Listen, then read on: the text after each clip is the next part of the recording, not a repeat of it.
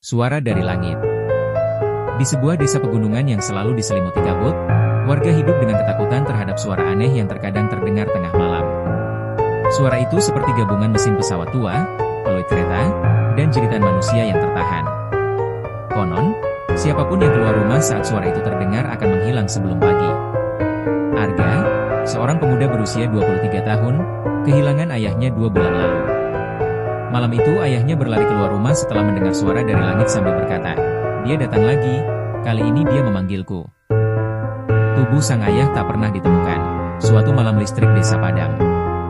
Langit berubah merah gelap. Dari balik kabut muncul sebuah kendaraan terbang raksasa melayang perlahan di atas pepohonan. Bentuknya mengerikan. Setengah pesawat berkarat, setengah kereta besi tua, dipenuhi pipa seperti urat nadi hidup. Lampu merah berkedip di bawah badannya seperti mata makhluk hidup. Ketika kendaraan itu melintas, seluruh warga mendengar bisikan nama mereka masing-masing.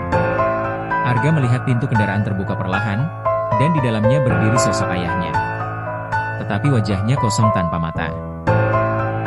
Penumpang tanpa wajah. Arga mulai menyelidiki kendaraan itu bersama sahabatnya, Dimas, pemburu konten horor.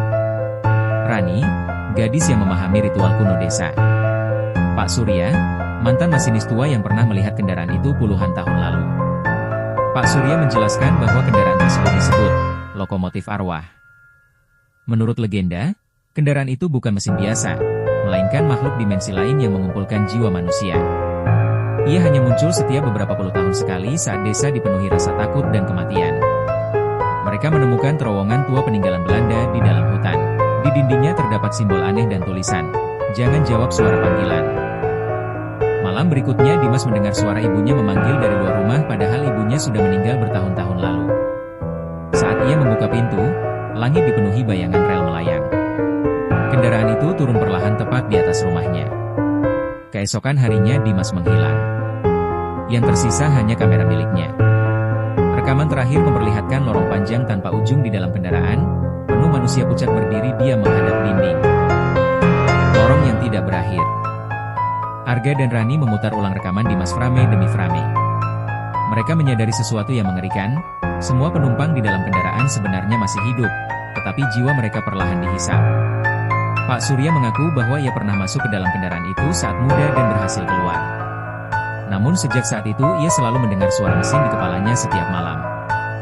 Ia memperingatkan, sekali dia melihatmu, dia tak akan berhenti mengejar. Mereka menemukan bahwa kendaraan tersebut muncul melalui celah dimensi di bawah terowongan tua. Saat menyelidiki lebih dalam, Arga melihat rel besi muncul sendiri dari tanah dan terus memanjang ke dalam kabut. Malam itu kendaraan muncul lebih rendah dari sebelumnya. Pintu besinya terbuka.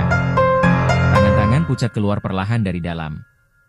Rani terseret masuk ke kendaraan. Arga nekat mengejarnya.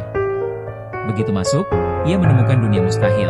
Lorong kereta tak berujung, ruangan penuh koper berdarah, kursi penumpang yang bergerak sendiri, dan suara ribuan bisikan meminta tolong.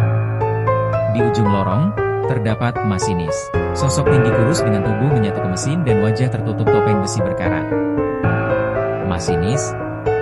Arga berhasil keluar dari kendaraan, tetapi waktu di desa berubah aneh. Ia merasa hanya berada di dalam beberapa menit. Namun ternyata sudah berlalu 14 hari. Desa mulai kacau, warga mengalami mimpi yang sama, anak-anak mendengar peluit dari langit, orang-orang berjalan keluar rumah saat tidur. Satu persatu warga menghilang setiap malam. Pak Surya akhirnya mengungkap rahasia besar.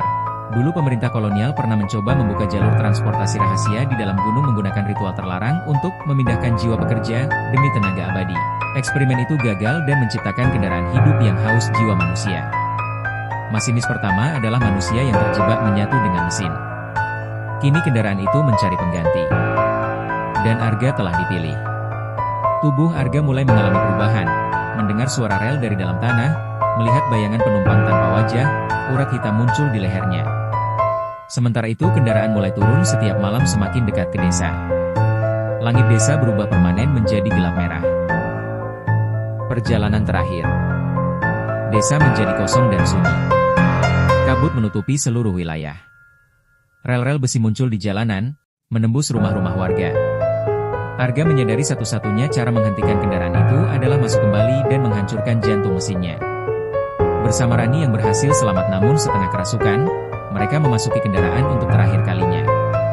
Di dalam, mereka menemukan ribuan jiwa manusia terjebak di gerbong-gerbong tak berujung. Ada yang menangis, ada yang hanya berdiri diam selama puluhan tahun. Di ruang mesin utama terdapat jantung mekanik raksasa berdetak seperti makhluk hidup.